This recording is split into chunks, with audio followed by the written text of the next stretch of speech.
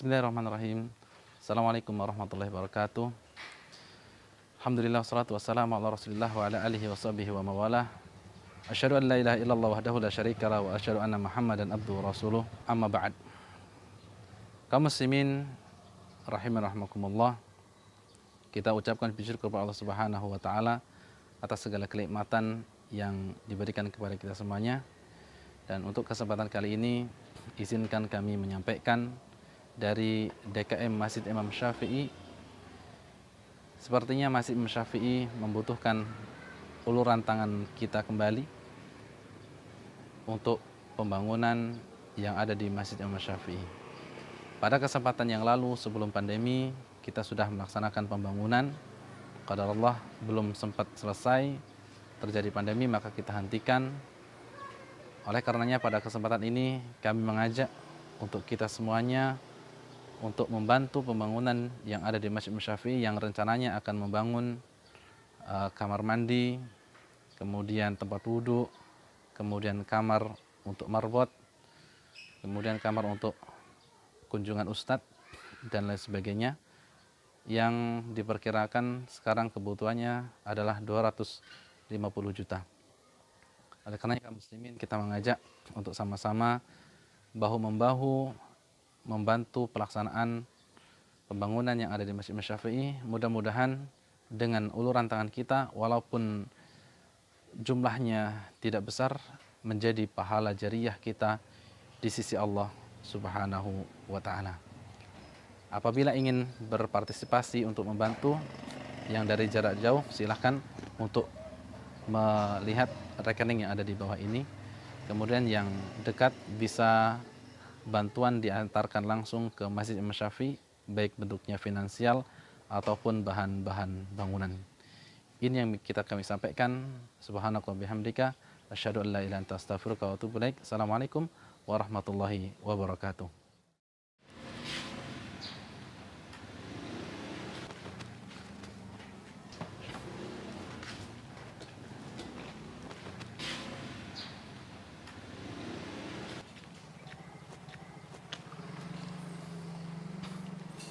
Bismillahirrahmanirrahim. Assalamualaikum warahmatullahi wabarakatuh.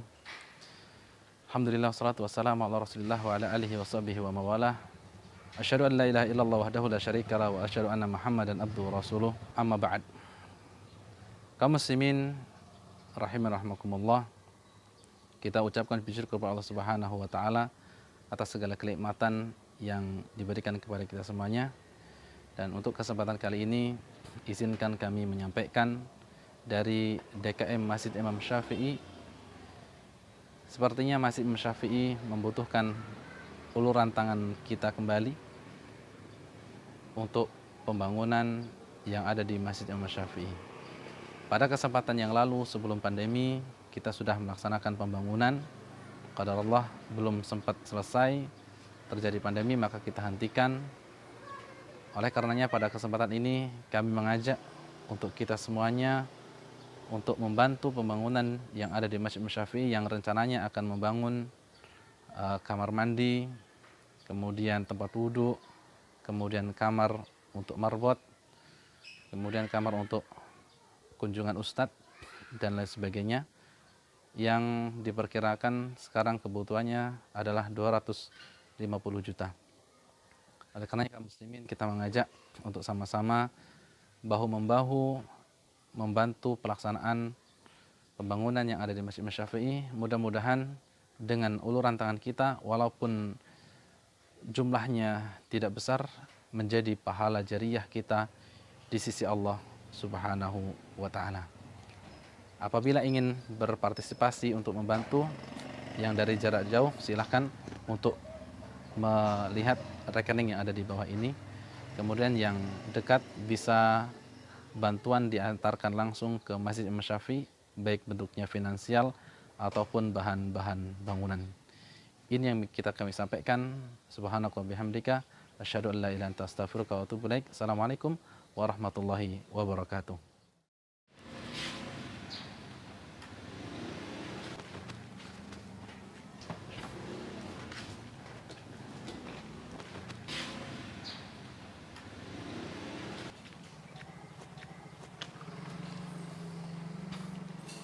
Bismillahirrahmanirrahim. Assalamualaikum warahmatullahi wabarakatuh.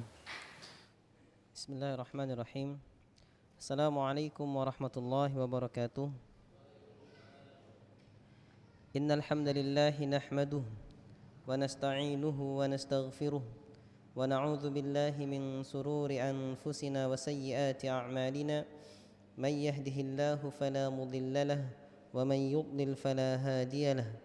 Wa ashhadu an la ilaha illallah wahdahu la syarika lahu wa ashhadu anna Muhammadan abduhu wa rasuluh. Allahumma salli ala Muhammad wa ala ali Muhammad wa man tabi'ahum bi ihsanin ila yaumiddin. Ya ayyuhalladzina amanu taqullaha haqqa tuqatih wa la tamutunna illa wa antum muslimun. يا أيها الناس اتقوا ربكم الذي خلقكم من نفس واحدة وخلق منها زوجها وبث منهما رجالا كثيرا ونساء واتقوا الله الذي تساءلون به والأرحام إن الله كان عليكم رقيبا يا أيها الذين آمنوا اتقوا الله وقولوا قولا سديدا يصلح لكم أعمالكم ويغفر لكم ذنوبكم ومن يطع الله ورسوله فقد فاز فوزا عظيما. أما بعد فإن أصدق الحديث كتاب الله وخير الحديث هدي محمد صلى الله عليه وسلم وشر الأمور محدثاتها فإن كل محدثة بدعة وكل بدعة ضلالة وكل ضلالة في النار. إخوة الإيمان رحمني ورحمكم الله.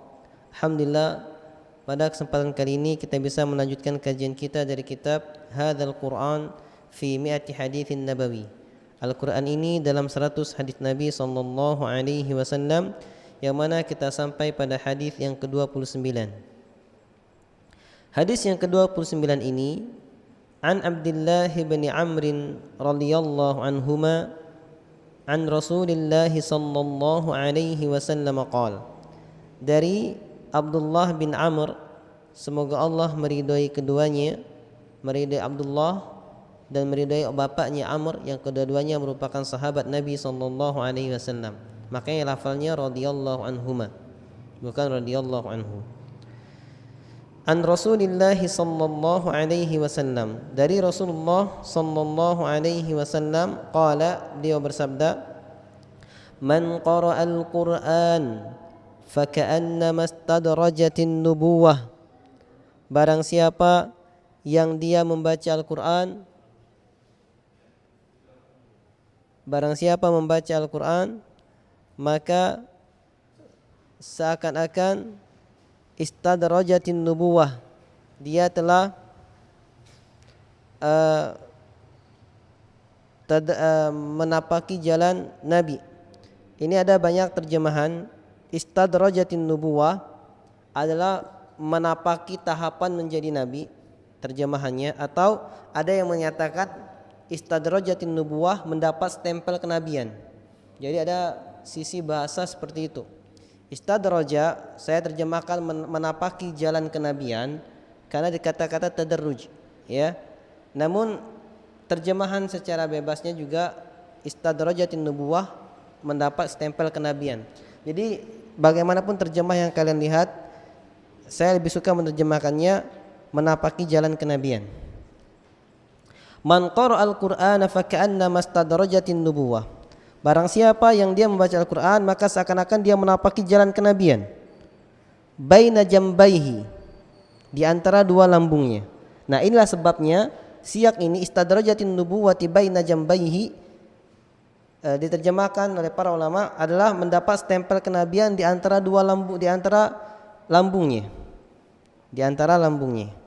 Kalau Nabi stempelnya di sini, stempel kenabian, ya. Kalau ini dikatakan dalam hadis ini di antara dua perutnya, di lambungnya. Ghairu annahu la yuha ilaihi, hanya saja dia tidak mendapatkan wahyu, tidak diwahyukan kepadanya. Barang siapa yang baca Al-Quran, maka seakan-akan dia mendapat, seakan-akan dia mendapat stempel kenabian di antara dua lambungnya, di antara dua perutnya, di sini di perutnya. Illa ghairu annahu la yuha ilaihi, hanya saja dia tidak diwahyukan kepadanya. Wa man qara'al Qur'ana fara'a anna ahadan u'tiya afdala mimma u'tiya faqad 'azzama ma saghara Allah wa saghara ma 'azzama Allah. Dan barang siapa yang membaca Al-Qur'an lalu dia melihat bahwasanya ada seseorang yang diberi lebih baik dari apa yang dia telah diberi. Ini orang yang baca Quran, orang yang menghafal Quran. Kalau dia melihat ada orang lain yang lebih baik darinya, dia diberi Allah karunia yang lebih baik daripada apa yang Allah berikan kepadanya dengan Al-Quran tersebut, faqad 'azzama ma sagharallah, maka sungguh dia telah menganggap besar apa yang Allah anggap kecil. Selain Al-Quran di mata Allah kecil, namun dia melihat orang lain yang mendapatkan kekayaan, misalnya mendapatkan kemewahan, mendapatkan pekerjaan yang bagus, dia ngerasa orang itu Allah beri lebih baik daripada apa yang Allah beri kepada dirinya berupa Al-Quran. Maka dia telah menganggap besar apa yang Allah kecilkan. Wa saghara ma 'azzamallah, dan dia menganggap kecil apa yang Allah besarkan. Dia menganggap apa yang dia dapati dengan hafalan Al-Qur'annya sebagai sesuatu yang kecil, padahal dia besar di mata Allah Subhanahu wa taala. Wa laysa yanbaghi li hamilil Qur'ani an yasfiha fi man yasfiha aw yaghdaba fi man yaghdab aw yahtadda fi man yahtad, walakin ya'fu wa yasfahu li fadlil Qur'an. Tidak sepatutnya bagi penghafal Al-Quran untuk bersikap bodoh seperti orang-orang yang bodoh, atau marah seperti orang-orang yang marah, atau keras suka nantang seperti orang-orang yang suka nantang. Akan tetapi hendaknya penghafal Al-Quran memaafkan, merelakan karena keutamaan Al-Quran. Ini salah satu akhlak atau sepatutnya lah dilakukan oleh para penghafal Quran. Jadi jangan mancing, ya. Ketika ada penghafal Quran dipancing emosi, misalnya dia teringat hadis ini, dia menahan dirinya, ya. Dan ketika orang-orang mendapati temannya penghafal Quran, kemudian temannya mungkin disakiti, itu diam aja, jangan dipancing. Bodoh, diam aja dikasih orang, enggak, karena dia menjaga Al-Quran. Apa maksudnya menjaga Al-Quran? Dia dikenal sebagai penghafal Al-Quran. Ketika dia berakhlak dengan akhlak seperti itu, maka yang rusak nama Al-Quran. Maka enggak heran kalau terjadi di antara kita ada orang penghafal Quran, ya akhlaknya buruk, suka marah-marah misalnya dan semacamnya, maka yang rusak adalah Al-Qurannya. Percuma menghafal Quran kayak gitu, enggak berakhlak dengan Al-Quran. Akhirnya seperti itu, orang-orang mencari-cari pembenaran dirinya. Dan sejatinya pun orang-orang yang di dalam dirinya ada Al-Quran, dia akan terjaga dari akhlak-akhlak radiah. Dia akan terjaga dari akhlak-akhlak yang buruk. Kenapa? Karena Al-Quran obatnya. Wa nunazzilu minal Quran ma huwa shifa. Dan kami turunkan dari Al-Quran apa yang merupakan obat dari segala macam penyakit hati. Amarah adalah penyakit hati, kedengkian adalah penyakit hati. Maka sejatinya orang-orang yang benar-benar Al-Quran masuk ke dirinya, dia akan terbebaskan dari sifat-sifat seperti ini. Tapi di antara kita, karena kita tinggal di zaman yang rusak, ketika ada orang-orang yang ketika ahli Al-Quran menasihati orang lain, sudah misalnya, sabar aja. Kalaupun memang rezeki antum sedikit di sini, Allah akan buka pintu rezeki yang lainnya. Rezeki Allah enggak bakal meleset. Ini ahli Quran bilang sama temannya misalnya. Karena Nabi bersabda, wa ma akhta'aka lam yakun yusibaka wa ma asabaka lam yakun yukhti'aka. Apa saja yang Allah tetapkan menimpamu enggak bakal meleset darimu, dan apa saja yang Allah tetapkan meleset darimu enggak bakal mengenaimu. Apa jawabannya? Apa jawabannya? Sudah, jangan sok munafik, kayak gitu kan? Karena kita hidup di zaman yang rusak. Jadi orang-orang yang seperti itu dikatakan orang-orang yang asing, orang-orang yang bodoh dikatakan. Orang-orang yang ketika dia memiliki sikap seperti ini dikatakan asing, maka asing seperti inilah asing-asing yang beruntung. Ketika Nabi SAW bersabda, Bada al-Islamu ghariban wa sayaudu ghariban kama bada'a fatuba lil ghuraba, rawahu Muslim. Islam itu datang dalam keadaan asing dan akan kembali dalam keadaan asing, maka beruntunglah orang-orang yang asing. Maka yang asing di sini orang-orang seperti ini, karena ditafsirkan oleh Nabi SAW. Nabi SAW bersabda, alladzina yasluhuna idza fasadan nas. Ghuraba itu orang-orang yang asing itu adalah orang-orang yang berbuat kesolehan, kebaikan di tengah-tengah masyarakat yang rusak. Bukan asing dengan pakai pakaian asing, ya. Ke masjid orang-orang pakai gamis, dia pakai daster misalnya, asing kan, itu enggak kayak gitu. Itu bukan asing yang seperti itu. Misalnya di suatu kampung atau di suatu tempat, kalau ada, ini contoh kalau ada ya, kalau ada di suatu tempat orang laki-laki misalnya berpakaian jubah kayak gitu, itu asing, itu sudah tabu dan memang sudah negatif. Maka ketika kita pakai seperti itu walaupun syar'i nggak boleh. Kenapa? Nanti masuk pembahasan libasus syuhrah, pakaian yang membuat ketenaran, membuat tampak apa ya, tenar lah, pakaian ketenaran, pakaian apa. Tapi beda halnya ketika masyarakat telah tahu pakaian seperti itu pakaian syar'i, cuma hanya fitnah-fitnah saja, maka enggak mengapa pakaian-pakaian syar'i. Ya, ketika maka ini dikatakan makna asing di sini adalah alladzina yasluhuna idza fasadan nas. Orang-orang yang berbuat kesolehan di tengah masyarakatnya rusak. Mungkin di suatu kantor kita ada di apa istilahnya? Rantai setan istilahnya kan. Ketika kita enggak mau ikut rantai tersebut, maka kita dianggap asing. Maka asing seperti inilah asing-asing yang beruntung. Hadis ini riwayat Imam At-Tabari. Qala al-muallif rahimahullah, laqad utiya Rasulullah sallallahu alaihi wasallam wahyan binassin muayyanin huwal Qur'anul Karim. Nabi sallallahu alaihi wasallam telah Allah berikan wahyu dengan nas yang tetap, yang jelas, yaitu Al-Qur'anul Karim. Teksnya jelas. Was sunnati bilafzi Rasulillah sallallahu alaihi wasallam. Dan Rasulullah pun diberi wahyu berupa sunnah, yaitu lafalnya dari Nabi sallallahu alaihi wasallam. Jadi fahami, sunnah itu hadis Nabi adalah wahyu juga. Jadi Nabi itu diberikan wahyain, dua wahyu. Satu Al-Qur'an dengan nas muayyan, dengan konteks redaksi seperti itu, plek dari Allah ke Jibril ke Rasulullah SAW seperti itu. Ada namanya hadis, lafalnya dari Nabi SAW. Ya, lafalnya dari Nabi SAW, tapi itu berdasarkan wahyu yang Allah turunkan.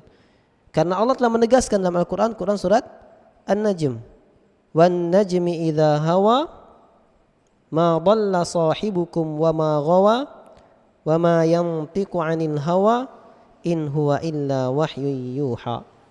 Demi bintang ketika beredar, tidaklah saudaramu itu tersesat dan tidak juga menyimpang, dan tidaklah dia Muhammad berbicara sekehendak dirinya, akan tetapi itu adalah wahyu yang diwahyukan kepadanya. Maka perkataan Nabi adalah wahyu. Allah tegaskan perkataan Nabi adalah wahyu, beda dengan perkataan kita. Faman utiyal Qur'anul Karim faqad hasala ala ma auha Allah Ta'ala ila rasulihi binassihi, lakinnahu yafruqu an Rasulillah sallallahu alaihi wasallam bi annahu la yuha ilaihi. Maka barang siapa yang dia diberikan Al-Qur'anul Karim, maka sungguh dia telah mendapatkan apa yang Allah wahyukan kepada Rasulullah sallallahu alaihi wasallam dengan nasnya. Ya kan? Rasulullah Allah wahyukan Al-Qur'an. Lalu ada orang yang hafal Al-Qur'an atau dia sering membaca Al-Qur'an sehingga hafal, maka dia mendapatkan wahyu sebagaimana didapatkan oleh Nabi sallallahu alaihi wasallam dengan nasnya. Akan tetapi beda dia dengan Rasulullah sallallahu alaihi wasallam adalah annahu la yuha ilaihi. Bahwasanya dia tidak diwahyukan. Perkataannya bukan wahyu, perkataan Nabi wahyu. Perkataan penghafal Al-Qur'an bukan wahyu. Dia mendapatkan wahyu, satu wahyu sebagaimana Nabi mendapatkannya, yaitu Al-Qur'an. Tapi dia tidak mendapatkan wahyu yang kedua, yaitu hadisnya, berdasarkan taufik dari Allah Subhanahu wa taala. Perkataannya tidak berdasarkan taufik atau wahyu dari Allah Subhanahu wa taala, berbeda dengan Rasulullah sallallahu alaihi wasallam. Wa hakadha fa innal ulama'a warathatul anbiya. Demikianlah karena ulama, orang-orang yang berilmu, adalah pewaris para nabi. Wal anbiya'u la yarithuna dirhama wala dinara. Dan anbiya, para nabi, tidaklah mewariskan dinar dan dirham. Para nabi tidaklah mewariskan harta, jabatan, walakin yarithunal ilma. Akan tetapi para nabi itu mewariskan ilmu, wal amal bihi, dan mewariskan pengamalannya. wa nashrihi bainan nas, dan mewariskan bagaimana menyebarkan ilmu ini kepada manusia. Ya, inilah pewarisan para nabi. Jadi ketika orang mempelajari ilmu ini Al-Qur'an, kemudian dia mengamalkannya dan dia menyebarkannya, maka dia menapaki warisan para nabi. Dia melanjuti estafet para nabi. Maka tidak heran kalau dikatakan seakan-akan dia mendapatkan stempel kenabian, hanya saja dia tidak diwahyukan kepadanya. Semulia itu zat, iya semulia itu. Makanya orang yang mengerti karunia Al-Quran tidak mudah untuk menghinakan ahli Al-Quran. Sebagaimana kita pernah belajar dalam kitab yang ditulis oleh Imam Nawawi At-Tibyan fi Adab Hamatil Quran, bahwasanya pemuliaan kita kepada ahli Al-Quran adalah ta'zim kita, pemuliaan kita kepada Al-Quran sejatinya.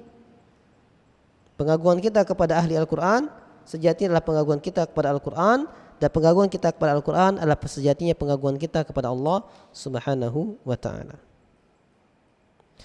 Perkataan muallif di sini senada dengan hadis Nabi SAW, di mana Nabi SAW bersabda, "Fadlul alimi 'alal 'abidi ka fadlil qamari lailatal badri 'ala sairil kawakib."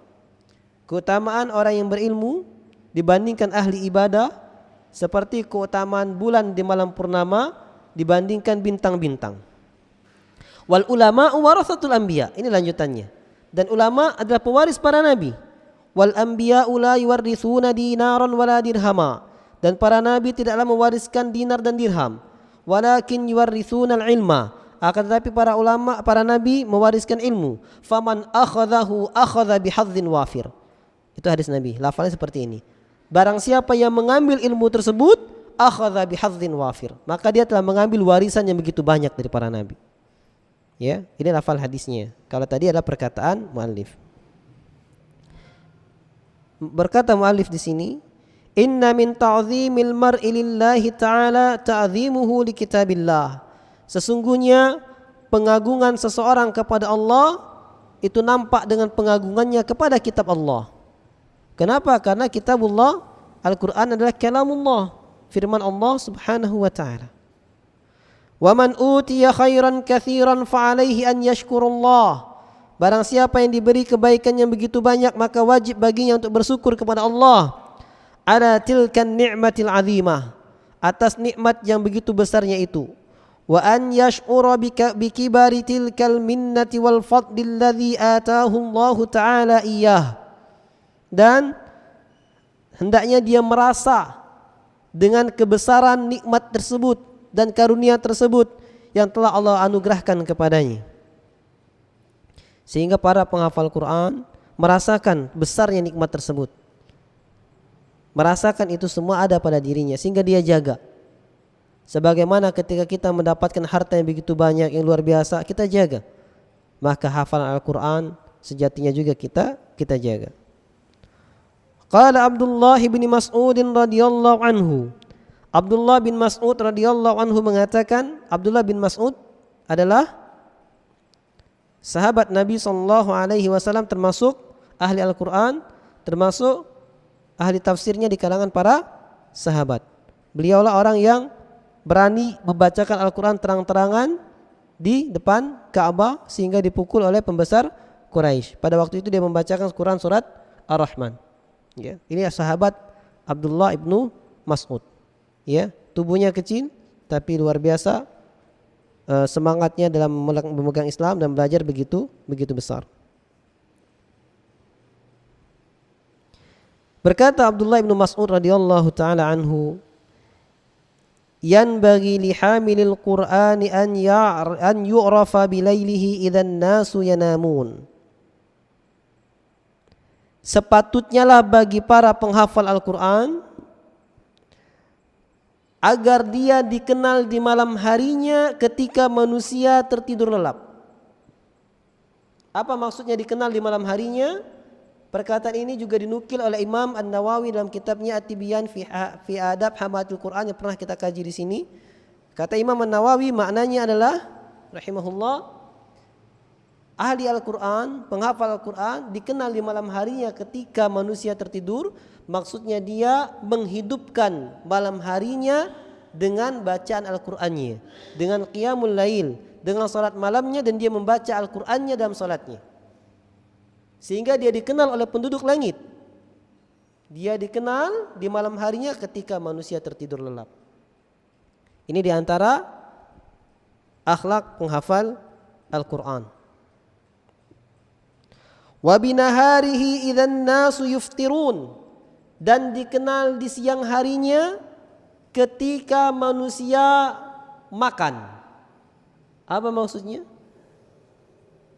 Para penghafal Al-Quran dikenal dengan kebiasaannya berpuasa di siang hari, tatkala manusia dikenal dengan suka makan di siang hari. Wa bihuznihi idzan nasu yafrahun, dan dia dikenal dengan kesedihannya ketika manusia berbahagia. Maksudnya apa? Ketika manusia lalai bersenang-senang dengan kehidupan dunia, penghafal Quran ada waktu dia sedih mengingat dosanya, ada waktu dia tafakkur kepada Allah, ada waktu dia bermunajat kepada Allah, berdoa, mengemis kepada Allah Subhanahu wa taala. Jangan dimaknai penghafal Quran harus sedih terus ya. Oh, dikenal dia ini cemberut terus, keningnya berkerut terus. Karena apa? Kok gitu? Dia itu penghafal Quran. Nah, bukan kayak gitu. Bukan kayak gitu. Wa bibukaihi idzan nasu yadhakun, dan dia dikenal dengan tangisannya ketika manusia pada tertawa. Jadi penghafal Al-Quran dikenal dengan tangisannya. Di malam harinya ketika berdoa kepada Allah dia sampai menangis. Bisa jadi setiap baca Al-Quran yang dia baca dia sampai menangis. Dan di antara adab membaca Al-Quran sebagaimana kita pelajari kitab At-Tibyan karya Imam Nawawi adalah al-buka fi qiraatil Quran awit tabaki. Adalah menangis ketika membaca Al-Quran, kalau enggak bisa pura-pura nangis. Maksudnya apa? Paksa diri agar meresapi sehingga bisa menangis terhadap bacaan Al-Quran. Dan penghafal Quran dikenal dengan tangisannya. Tapi dikenal di sini bukan dikenal manusia, dikenal oleh Allah Subhanahu wa taala. Jangan kalian dikenal sama manusia, depan manusia ngaji nangis, di sendirian enggak ngaji-ngaji gitu. Walaupun ngaji enggak nangis misalnya. Tidak. Wa bi samtihi idzan nas yakhudun, dan penghafal Al-Quran dikenal dengan diamnya ketika manusia pada bising. Heboh bahas sesuatu yang enggak manfaat, heboh cerita apa, heboh ghibah, heboh ramai, penghafal Quran diam. Kok gitu Ustaz? Kenapa? Sebenarnya kalau kita mau kaitkan dengan hadis Nabi begitu banyaknya. Setiap poin ada hadis Nabinya. Poin tadi dia dikenal malam harinya firman Allah, wabil ashari hum yastaghfirun. Yang kemudian dia dikenal dengan siang harinya berpuasa. Ada hadisnya, as-siyam wal Qur'an yashfa'ani li sahibihima yaumal qiyamah. Al-Qur'an dan puasa akan memberi syafaat kepada sahabat keduanya pada hari kiamat. Ketika dikenal dengan sedihnya tatkala manusia tertawa, ada hadisnya. Di mana Nabi SAW bersabda, lau alimtum ma'alamu, kalau ketika kamu mengetahui apa yang aku ketahui, la bakaitum katsiran wa la dhahiktum qalila. Pasti kamu akan banyak menangis dan akan sedikit tertawa. Hampir setiap poin ini ada hadisnya kita bahas semua. Ya. Di antaranya kemudian dikenal dengan diamnya ketika manusia sibuk hiruk pikuk, maka dia ada dalilnya. Man kana yu'minu billahi wal yaumil akhir falyakul khairan aw liyasmut. Siapa yang beriman kepada Allah dan hari akhir, hendaklah dia mengatakan yang baik-baik, kalau enggak diam. Law kana al-kalamu fiddatan lakana sukutu dhahaba. Kalau seandainya berbicara adalah perak, maka diam adalah emas. Min husni islami mar'i tarkuhu ma la ya'ni. Di antara baiknya Islam seseorang adalah dia meninggalkan apa yang enggak manfaat bagi dirinya. Semua ini adalah dalil bagi para penghafal Quran, akan terbentuk sendirinya karakter-karakter seperti itu.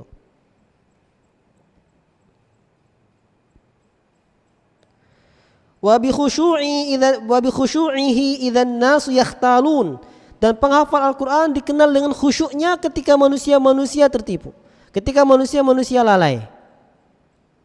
Ya, khusyuk. Khusyuk itu begitu banyak maknanya. Saya perlu ulangi lagi nih, apa nih makna khusyuk? Ya. Kalau saya tanyakan apa makna khusyuk? Karena kita bisa menggapai sesuatu ketika kita tahu apa itu sesuatu itu. Ketika kita tahu sesuatu, enggak tahu sesuatu, kita bisa mencapai sesuatu. Khusyuk itu apa khusyuk? Ya, ada yang bisa jawab? Apa santai. Khusyuk adalah ya, semua orang bisa bermaknai makna khusyuk, tapi saya maknai khusyuk sebagaimana ilmu yang saya dapati.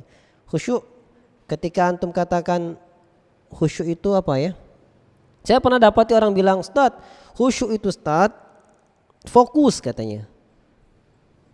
Saya bilang, kalau fokus maksudnya apa? Ya kalau kita baca Quran ayat ini kita fokus. Fokus apa? Fokus setelahnya apa? Berarti kan fokus ke itu. Pikirannya fokus ke ayat yang dia baca. Itu bukan khusyuk. Dalam bahasa Arab pun bukan khusyuk. Dalam bahasa Arab itu namanya tarkiz. Fokus dalam bahasa Arab namanya tarkiz. Khusyuk ini bahasa Arab. Ya itu sudah salah. Kemudian ada yang menyatakan, Ustaz, khusyuk itu tenang. Contoh tenang apa? Ketika sholat, Ustaz, saya tuh kalau nutup mata tuh khusyuk banget. Nah, kenapa khusyuk? Tenangnya gimana? Tenang, Ustaz, sudah enggak kepikiran apa-apa. Oh, itu berarti tidur. Nah, kalau dia merem, sholat, enggak pikiran apa-apa, ya tidur namanya. Bukan khusyuk. Namanya namu itu artinya tidur. Khusyuk kalau kita kaitkan dengan firman Allah, innama yakhsyallaha min ibadihil ulama, sungguh hanyalah yang khusyuk. Khasyah satu kalimat. Khusyuk khasyah satu kalimat. Kepada Allah daripada hambanya adalah ulama. Khasyah di situ kalian buatlah tafsir terjemah tafsiriahnya, maknanya adalah takut. Sungguh hanyalah yang takut kepada Allah daripada hambaku adalah orang-orang yang berilmu. Sehingga makna khusyuk adalah takut kepada Allah yang dibangun di atas ilmu. Sehingga ketika kita baca Al-Quran, tidak heran ketika Abu Bakar As-Siddiq radhiyallahu anhu baca Al-Quran Al-Fatihah aja nangis. Ketika Nabi sakit, Nabi memerintahkan kepada Aisyah untuk memberitahukan kepada bapaknya Abu Bakar As-Siddiq agar bisa sholat dengan manusia, mengimami manusia. Apa jawab Aisyah? Inna abi kasratul buka. Bapak tuh mudah nangis ya Nabi, cari yang lain aja. Tapi enggak disuruh. Wajar, kenapa? Bayangkan ketika mengucapkan firman Allah, Bismillahirrahmanirrahim, Alhamdulillahirabbil alamin, segala puji bagi Allah Rabb semesta alam. Terbayangkan Allah Rabb, Allah mengatur, Allah menciptakan, Allah menghidupkan, Allah mematikan dengan ilmunya, dengan makna Rabb.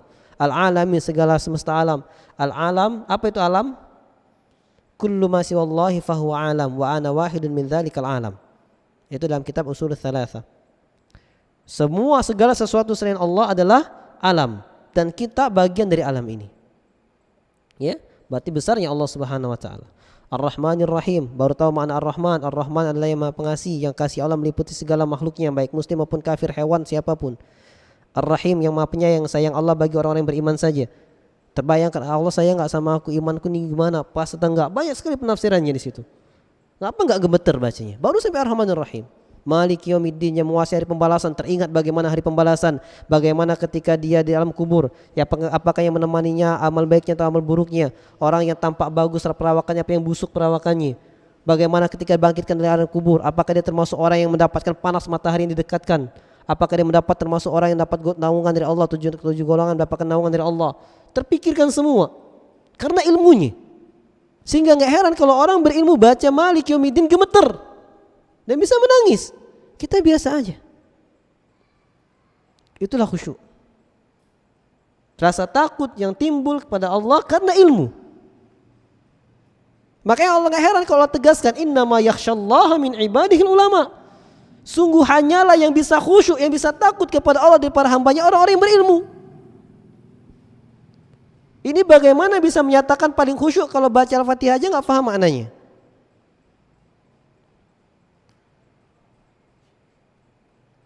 Atau kebanyakan dari kita tertipu.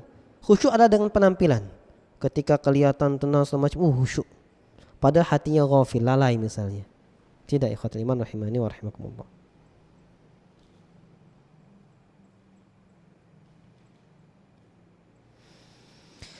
Wa yanbaghi an yakuna mustaqinan layyinan wa la yanbaghi an yakuna jafiyan wala himariyan wala siyahan wala sahaban wala anidan. Dan sepatutnya lah bagi penghafal Quran itu untuk menjadi orang yang tenang, lembut, dan tidak sepatutnya dia menjadi orang yang keras, yang bodoh, yang suka teriak, apalagi keras kepala. Ya. Ini harus difahami. Qala ba'dus salihin, sebagian orang-orang yang saleh mengatakan, alimtu annal Qur'ana yas'alunaka ma yas'alul anbiya ay yaumal qiyamah. Saya mengilmui bahwasanya Al-Qur'an meminta sebagaimana para nabi meminta di hari kiamat. Apa yang dipinta oleh Al-Qur'an? Wa fil hadits syarifi nuhiya li ashabil Qur'ani anis safahi wal ghadabi wal hiddati wa umira bil hilmi was safhi wa umira bil hilmi was safhi. Dalam hadis yang mulia dikatakan bahwasanya penghafal Al-Qur'an itu dilarang dari bersikap bodoh, dilarang dari marah, dilarang dari kasar, keras, dan dia diperintahkan untuk bersikap lembut, mudah memaafkan. Wa jumlatul amri umira bi husnil khuluqi wa makarimil akhlaq. Dan kalau disimpulkan yang diperintahkan kepada ahli Al-Qur'an adalah akhlak yang mulia. Wa hakadha kana Rasulullah sallallahu alaihi wasallam kama wasafathu ummul mu'minin Aisyah radhiyallahu anha. Begitulah dahulunya Rasulullah sallallahu alaihi wasallam sebagaimana disifatkan oleh Ummul Mukminin, ibunya kaum mukminin, ibu kita Aisyah radhiyallahu taala anha, mensifati Nabi sallallahu alaihi wasallam. Aisyah radhiyallahu anha berkata, kana khuluquhul Quran. Akhlaknya Nabi, perangainya Nabi adalah Al-Qur'an. Hadis ini sahih diriwayatkan oleh Imam Muslim, Ahmad dan Abu Dawud. فَإِنْ كَانَ رَسُولُ اللَّهِ صَلَّى اللَّهُ عَلَيْهِ وَسَلَّمَ خُلُقُهُ الْقُرْآنُ فَالْقُرْآنُ بَيْنَنَا. Apabila akhlaknya Nabi sallallahu alaihi wasallam adalah Al-Qur'an dan Qur'an ada di hadapan kita, wa ala hamalatil Qur'ani takhalluqu bi akhlaqi Rasulillah sallallahu alaihi wasallam ala wa hiya akhlaqul Qur'an. Maka wajib bagi para penghafal Al-Quran untuk berakhlak dengan akhlaknya Rasulullah sallallahu alaihi wasallam, dan ketahuilah bahwa akhlaknya Rasulullah sallallahu alaihi wasallam adalah Al-Quran. Ikhwatal iman rahimani wa rahimakumullah. Kalau kita mungkin masih bertanya-tanya, kok bisa akhlaknya Nabi itu Al-Quran? Gimana sih buktinya? Kok bisa akhlak Al-Quran? Apakah Nabi itu baca Quran terus? Terus bagaimana Nabi muamalahnya? Bagaimana Nabi bergaulnya? Bagaimana Nabi berdagangnya? Bagaimana Nabi berbicara dengan manusia? Bagaimana Nabi berjalan? Bagaimana Nabi bergaul dengan para istrinya? Kok dibilang Nabi itu akhlaknya Quran? Karena semua itu ikhwatal iman ada semua di dalam Al-Quran. Ada semua di dalam Al-Quran tanpa terkecuali. Apa buktinya? Nanti kita sebutkan buktinya setelah azan insyaallah. Tafadhal, aqulu qouli hadza wa astaghfirullah li wa lakum.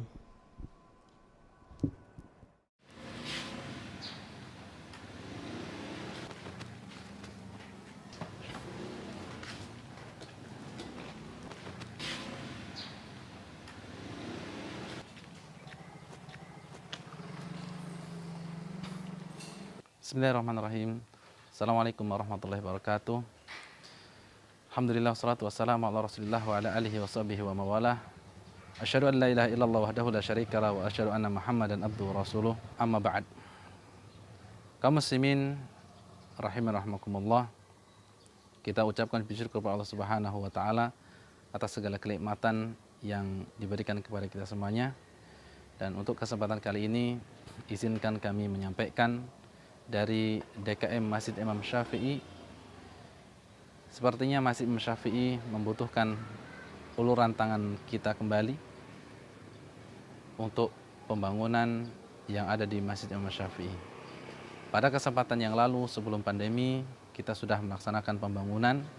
Qadarullah belum sempat selesai, terjadi pandemi maka kita hentikan. Oleh karenanya pada kesempatan ini kami mengajak untuk kita semuanya untuk membantu pembangunan yang ada di Masjid Imam Syafi'i yang rencananya akan membangun kamar mandi, kemudian tempat wudhu, kemudian kamar untuk marbot, kemudian kamar untuk kunjungan ustadz dan lain sebagainya, yang diperkirakan sekarang kebutuhannya adalah 250 juta. Oleh karena kaum muslimin, kita mengajak untuk sama-sama bahu-membahu membantu pelaksanaan pembangunan yang ada di Masjid Imam Syafi'i. Mudah-mudahan dengan uluran tangan kita, walaupun jumlahnya tidak besar, menjadi pahala jariyah kita di sisi Allah Subhanahu wa ta'ala. Apabila ingin berpartisipasi untuk membantu yang dari jarak jauh, silahkan untuk melihat rekening yang ada di bawah ini. Kemudian yang dekat bisa bantuan diantarkan langsung ke Masjid Imam Syafi'i, baik bentuknya finansial ataupun bahan-bahan bangunan. Ini yang kami sampaikan. Subhanaka wa bihamdika asyhadu an la ilaha illa anta astaghfiruka wa atubu ilaik. Assalamualaikum warahmatullahi wabarakatuh.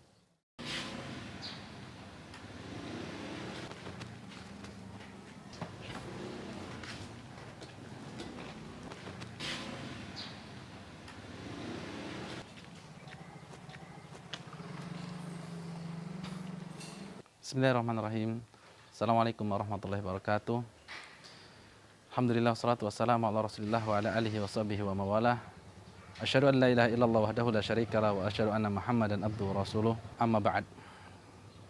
Kaum muslimin rahiman rahimakumullah, kita ucapkan puji syukur kepada Allah Subhanahu wa taala atas segala kenikmatan yang diberikan kepada kita semuanya. Dan untuk kesempatan kali ini, izinkan kami menyampaikan dari DKM Masjid Imam Syafi'i. Sepertinya Masjid Imam Syafi'i membutuhkan uluran tangan kita kembali untuk pembangunan yang ada di Masjid Imam Syafi'i. Pada kesempatan yang lalu sebelum pandemi, Bismillah, alhamdulillahi wa kafa, wassalatu wassalamu ala nabiyil mustafa wa ala alihi wa ashabihi wa man ittaba'al huda. Ikhwatal iman rahimani wa rahimakumullah, ketika kita mengetahui hadis Nabi sallallahu alaihi wasallam ketika Aisyah radhiyallahu anha menjelaskan perangai Nabi sallallahu alaihi wasallam dengan perkataannya kana khuluquhul Quran, adalah akhlak Nabi sallallahu alaihi wasallam Al-Quran, maka bagaimana itu bisa? Maka kita katakan sangat bisa. Misalnya kita contohkan dalam perkara sepele. Dalam perkara sepele, ketika ada orang yang datang menemui kita dan mengucapkan salam kepada kita, mengucapkan assalamualaikum, maka termasuk adab adalah kita dengan menjawab waalaikumsalam, dan sebaiknya menjawab lebih, waalaikumsalam warahmatullahi wabarakatuh. Kok bisa seperti itu? Dari mana dapat akhlak? Dari Al-Quran. Fa idza huyyitum bi tahiyyatin fahayyu bi ahsana minha aw rudduha. Allah Subhanahu wa taala berfirman, kalau engkau diberi ucapan dengan suatu ucapan, maka jawablah dengan ucapan yang lebih baik dari itu atau semisalnya. Jadi yang diutamakan lebih, jawab waalaikumsalam warahmatullahi wabarakatuh, atau waalaikumsalam warahmatullah, atau paling enggak jawab waalaikumsalam. Ya, itu diantara satu muamalah.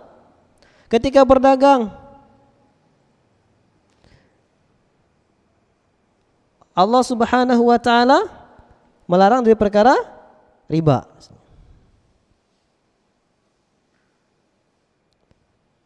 Wa yamhaqur riba wa yurbis sadaqat. Allah membinasakan riba dan mengembangkan sedekah. Dalam berbicara kepada orang yang lebih tua misalnya, ini kita nggak pakai hadis dulu, kita pakai Quran. Berbicara, maka Allah Subhanahu wa taala berfirman dalam Quran surat Al-Hujurat misalnya, ya ayyuhalladzina amanu la tarfa'u aswatakum fawqa sautin nabi wa la tajharu lahu bil qaul. Quran surah Al-Hujurat ayat yang kedua. Wahai orang-orang yang beriman, janganlah kamu meninggikan suaramu di atas suara Nabi. Dan janganlah kamu melantangkan suaramu dalam berbicara, mengeraskan suaramu dalam berbicara. Ini dijelaskan juga dalam pemaknaannya. Kondisi seperti itu Nabi adalah gurunya para sahabat. Dan orang yang dituakan oleh para sahabat. Dan orang beriman adalah para sahabat. Ketika itu berarti para sahabat adabnya berbicara sama Nabi gak boleh meninggikan suara lebih besar dari suara Nabi, atau bahkan bentak atau keras. Begitu juga kita berbicara kepada guru kita, begitu juga kita berbicara kepada orang yang lebih tua dan kita. Ya. Ketika kita berbicara misalnya, ada teman kita punya teman yang dia cacat kakinya misalnya. Kemudian ketika kebiasaan zaman sekarang, ketika ada temannya cacat datang, kelihatan cacatnya, nanti ketika dia lewat depan temannya cacat, dia pura-pura cacat juga kan? Nah, biar orang-orang pada ketawa gitu. Maksudnya lelucon, maksudnya bercanda. Tapi Al-Quran gak boleh kayak gitu. Allah bilang, dan kita hafal bersama dalam firman-Nya, wailul likulli humazatin lumazah. Celakalah, binasalah. Ada juga dalam tafsirnya wail bermakna suatu lembah di neraka. Kebinasaanlah bagi orang-orang yang suka mengumpat lagi mencela. Itu bahasa terjemahannya. Dalam tafsirnya, humaza ada orang yang suka mencela dengan mengumpat dan perkataannya, menghinakan manusia dengan perkataannya bil qaul. Lumaza menghinakan manusia dengan perbuatan. Jadi kalau kita suka menghinakan dasar PKI misalnya, pendek kecil hitam misalnya kan, nah itu suka yang seperti itu termasuk humaza. Kalau yang berjalan di pura-pura pincang di hadapan temannya pincang, itu masuk lumaza, menghinakan dengan perbuatan. Gak mungkin dilakukan oleh orang penghafal Al-Quran. Orang yang berakhlak dengan Al-Quran gak mungkin melakukan ini ketika dia berakhlak dengan Al-Quran. Ketika datang orang yang mungkin dia benci, dia ada orang yang suka menghinakan orang lain, dia suka menghina, dasar kamu orang padahal gini, padahal gini, padahal gini. Al-Quran melarangnya.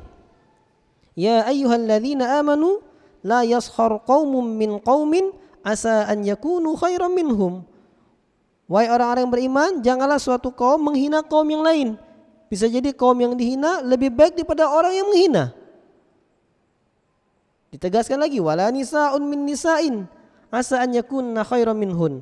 Dan tidak boleh juga wanita menghina wanita yang lain, karena bisa jadi wanita yang dihina lebih baik daripada wanita yang menghina.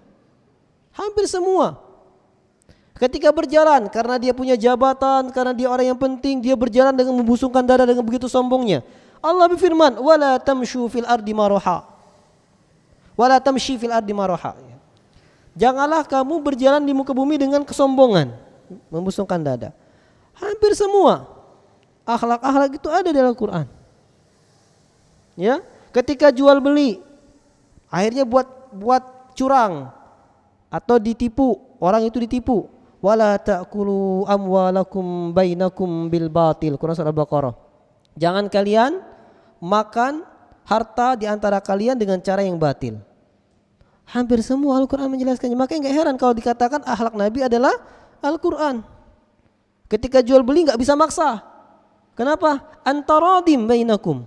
Dengan jalan ridho antara kalian, senang sama senang. Berarti ketika jual barang gak boleh maksa. Itu diantara semua akhlak Nabi SAW ada di Al-Quran. Makanya gak heran kalau Aisyah ketika ditanya akhlak Nabi, saking banyaknya akhlak Nabi yang mulia, disimpulkan aja sama Aisyah, kana khuluquhul Quran. Akhlak Nabi adalah Al-Quran. Jadi yang bertanya tuh bingung lagi, gimana tolong dirinci? Jawabannya apa? Baca Quran, amalkan, sudah terinci. Kamu dirinci satu-satu gak akan bisa selesai tentang akhlak Nabi SAW. Ini mungkin berapa contoh tentang akhlak-akhlak yang Allah ajarkan dalam Al-Quran. Berapa contoh kalau penghafal Al-Quran yang faham maknanya, insya Allah bisa berakhlak dengan akhlak Al-Quran. Kenapa? Karena sejatinya cerminan akhlak Al-Quran adalah Nabi SAW. Jadi penghafal Al-Quran mendekati akhlaknya dengan Nabi SAW seharusnya. Adapun yang belum mampu seperti itu, maka kita doakan untuk bisa mampu, bukan dihina. Ya, jangan bilang, dasar penghafal Al-Quran tapi galak marah misalnya. Ya jangan dihina. Kenapa? Dia ada keutamaan, bisa jadi mau berubah. Karena kita ingat perkataan Ibnu Qayyim al-Jauziyah dan imam yang lainnya, bahwa si akhlak itu dibagi dua, akhlak jibillah dan akhlak muktasabah. Akhlak jibillah adalah akhlak bawaan, karakter bawaan. Dari lingkungan keluarganya seperti apa mendidiknya sehingga terbentuk dia, atau dari lahirnya terbawa seperti itu, punya sifat pemarah dari kecilnya. Kemudian setelah besar dia belajar agama dan dia tahu Nabi bersabda la taghdab la taghdab la taghdab farada miraran la taghdab. Dalam riwayat yang lain la taghdab walakal jannah, jangan marah bagimu surga. Ketika itu dia meratih dirinya untuk tidak sekali masih marah, dua kali terus dilatih dirinya sehingga dia enggak jadi pemarah, sehingga dia jadi enggak pemarah lagi. Maka ini berubah akhlaknya yang dulu pemarah menjadi pemaaf. Maka akhlak pemaaf ini dari dirinya disebut akhlak muktasabah, akhlak yang dia dapatkan karena usaha. Karena usaha. Dan semua ilmu, akhlak, perangai itu diusahakan, bukan datang dengan sendirinya. Karena Nabi SAW bersabda, innamal ilmu bitta'allum wa innamal hilmu bittahallum. Sesungguhnya ilmu didapatkan dengan belajar, berusaha untuk berilmu.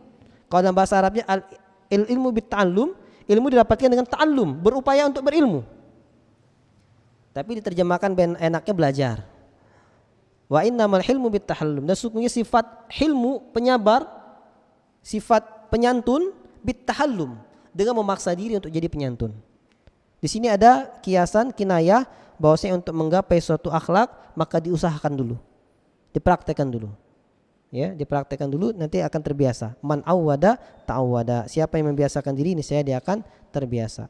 Wallahu ta'ala alam. Naktafi bihadzal qadar. Ada pertanyaan silakan. Insyaallah.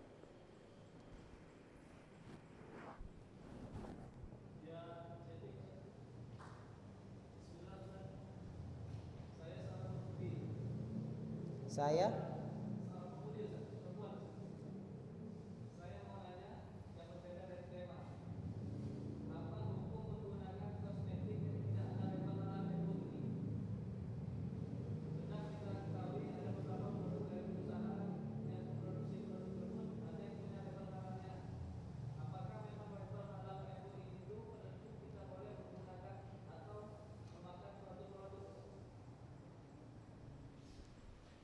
terekam nggak, Sarja?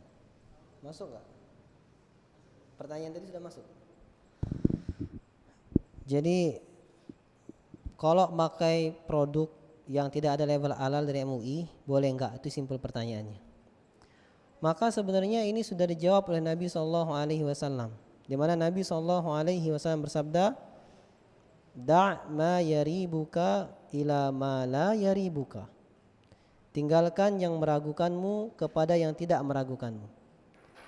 Ketika tidak ada label MUI, berarti meragukan bagi kita apakah dia halal atau enggak halal. Kan Ustaz, bisa jadi kalau enggak ada label MUI itu belum tentu haram. Iya, belum tentu haram. Dan juga belum tentu halal kan? Iya juga, karena itu ragu kan? Karena ragu tinggalkan. Nabi dah bilang, kasih solusi yang sangat jelas. Da' ma yaribuka ila ma la yaribuka. Tinggalkan yang meragukanmu kepada yang tidak meragukanmu. Ya, dari suatu makanya Nabi SAW itu dianugerahi jawami'ul kalim. Apa itu jawami'ul kalim? Jawami'ul kalim adalah ucapan yang ringkas, memiliki faedah makna yang luas. Ucapannya ringkas, da' ma yaribuka ila ma la yaribuka. Tinggalkan yang meragukanmu kepada yang tidak meragukanmu, tapi memiliki makna yang luas. Hampir bisa diterapkan di segala macam ranah kehidupan kita.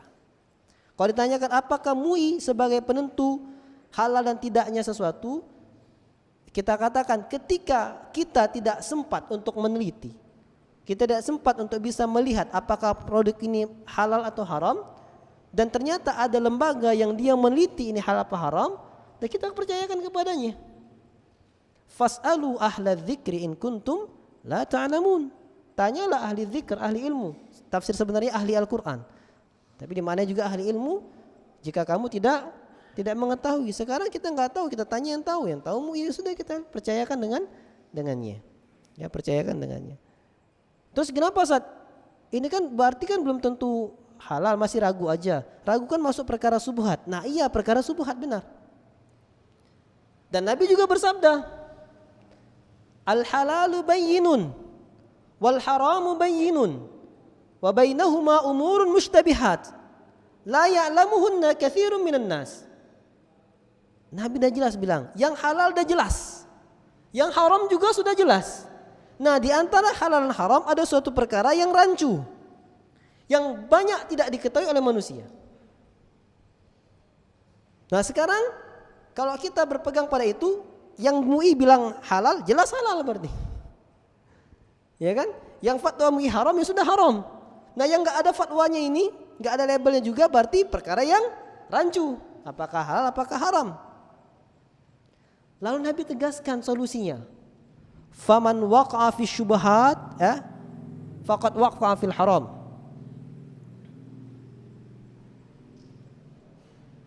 Atau sebelumnya, faman ittaqa syubhat faqad istabara ali dinihi wa irdi. Ini sebelumnya. Barang siapa, kata Nabi, yang dia menjauhi perkara yang subhat, menjauhi perkara yang rancu, maka dia telah menyelamatkan kehormatan dirinya dan agamanya. Wa man waqa'a fi syubhati waqa'a fil haram. Dan siapa saja yang terjatuh kepada perkara syubhat, maka dia akan bisa terjatuh pada perkara yang haram. Karra'i yar'a haula hima yushaku an yarta'a fihi. Seperti orang yang mengembalai binatang gembalaan di dekat daerah larangan. Ini daerah larangan, dia gembala di sini. Maka sangat besar kemungkinan akan terjatuh. Binatang hewan ternaknya akan makan di tempat yang terlarang tadi. Itu Nabi kiaskan contohnya. Memang enggak Ustaz, saya tahu, prasangka saya kuatnya ini enggak haram, ini halal. Tapi seperti mengembala kambing, mengembala binatang gembalaan dekat daerah larangan. Kita yakin di sini, lengah dikit masuk nih kambing. Kita agak prasangka kita ini kayaknya masih halal, tapi lengah dikit terjatuh kepada yang haram. Maka Nabi bilang kalau menjaga diri di perkara haram, dia menjaga diri kehormatan dirinya dan menjaga agamanya. Ini solusi yang Nabi berikan. Intinya apa? Tinggalkan perkara yang subhat. Hadis ini kalau nggak percaya bisa dilihat di kitab Arba'in An-Nawawi, ya. Wallahu taala a'lam. Mungkin ini yang bisa kita sampaikan, waktu telah jauh dari azan. Naktafi bihadzal qadar, naktafi bi kafaratul majlis. Subhanakallahumma bihamdika asyhadu an la ilaha illa anta astaghfiruka wa atubu ilaik. Assalamualaikum warahmatullahi wabarakatuh.